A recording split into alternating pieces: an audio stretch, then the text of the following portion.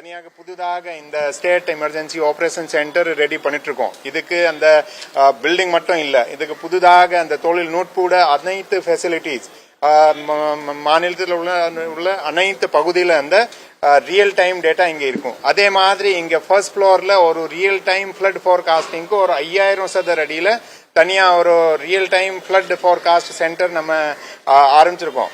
இதே மாதிரி அப்புறம் ரெண்டாவது மீடியாக்குன்னா தனியா இந்த கட்டத்துக்கு அந்த பக்கம் மீடியாவுக்கு ஒரு திட்டக்கிட்ட ஒரு 2000 சதுர அடி ஒரு இந்த பில்டிங்க்கு அந்த சைட்ல பின்பக்கம் மீடியா சென்டர் தனியா ஒரு இப்போ ரெடி ஆயிட்டு இருக்கு. ஸோ இது ஆயிடுச்சுன்னா இந்த நம்ம கோஆர்டினேஷன், அதாவது அனைத்து துறைகள்ல இணைந்த அந்த கோஆர்டினேஷன் நன்றாக இருக்கும். எல்லோருக்கும் இங்கே அங்கே இல்லாம எல்லா ஆபீசர்ஸ் இங்கே உட்காந்துட்டு அவங்க ஒவ்வொரு துறையில இருந்த முக்கியமான துறைகள்ல இருந்து இங்கே இருந்து கோஆர்டினேட் பண்ணலாம். அதே மாதிரி மீடியாவுக்கு அங்கே பார்த்தீங்கன்னா நம்ம மழை வரப்போ கொஞ்சம் போதியான அளவுக்கு இடம் இல்லை. ஸோ அந்த ஃபெசிலிட்டிஸை ப்ரொவைட் பண்றோம். ஸோ இதை விரைவில் ரெடி ஆயிடும். அதுக்கு இங்க பார்த்துட்டு மல்டிபிள் இன்டர்நெட் ஃபெசிலிட்டி இங்க எல்லா ஃபெசிலிட்டிஸ் நம்ம ப்ரொவைட் பண்றோம். அதாவது சேட்டலைட் போன், அதே மாதிரி அந்த கம்யூனிகேஷனுக்கு மற்ற ஃபெசிலிட்டிஸ் எல்லாம் தொழில்நுட்போட இந்த ஃபெசிலிட்டிஸ் ரெடியா இருக்கும். ஸோ இதை இங்க பார்த்துருக்கோம். இது போக ஏற்கனவே சொல்லியிருக்கோம், இந்த சென்னை மாநகரத்தில் பல பகுதியில் நம்ம டீசென்ட்ரலைஸ்டு இந்த டிசாஸ்டர் ரிலீஃப் சென்டர்ஸ் ஆரம்பிக்கிறோம். சென்னை மாநகராட்சி மூலமாக ஒரு 19 சென்டரும், அதே மாதிரி ஸ்டேட் சார்பாக ஒரு 4 ரீஜனல் டிசாஸ்டர் சென்டர்ஸ் நம்ம ஆரம்பிக்க போறோம்.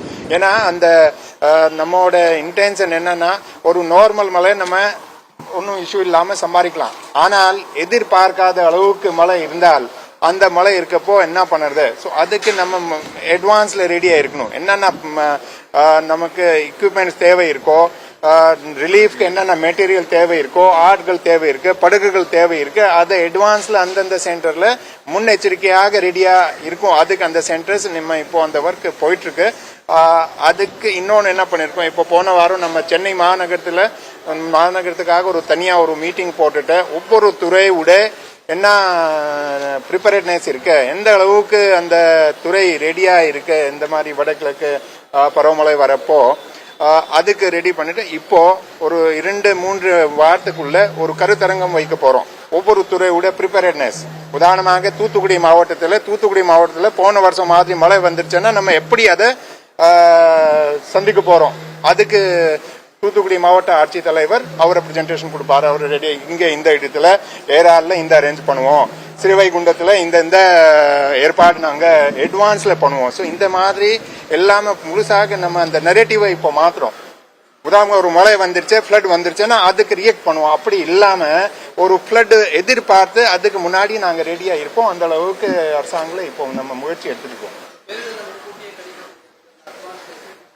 ஆமா, ஒரு ஃபர்ஸ்ட் ஃப்ளோர்ல ஒரு ரியல் டைம் ஃபிளட் ஃபோர்காஸ்டிங். உதாரணமாக இது ஒரு ரியல் டைம் எப்படின்னா, இந்த சென்னை மாநகரத்தில் உள்ள அனைத்து ஏரிகள் இருக்கு. உதாரணமாக அந்த பூண்டி, அந்த செம்பரம்பாக்கம், அந்தந்த ஏரியோட கேஸ்மெண்ட்ல நம்ம அந்த ரெயின் கேஜ் போட்டிருக்கோம். ஸோ அந்த ரியல் டைம் எவ்வளவு மழை பெய்யுது, எவ்வளவு பரப்பளவு இருக்கு, அந்த அளவுக்கு மழை பெய்யும் போது அந்த பரப்பளவுல இருந்து எவ்வளவு தண்ணி அந்த ஏரியில இருக்கும், அந்த ஏரியில ஏற்கனவே எவ்வளவு தண்ணீர் இருக்கு, கூடுதலாக எவ்வளவு தண்ணீர் வரும், அதனால அந்த ஏரியில இருந்து எவ்வளவு தண்ணீர் வெளியே வரும்.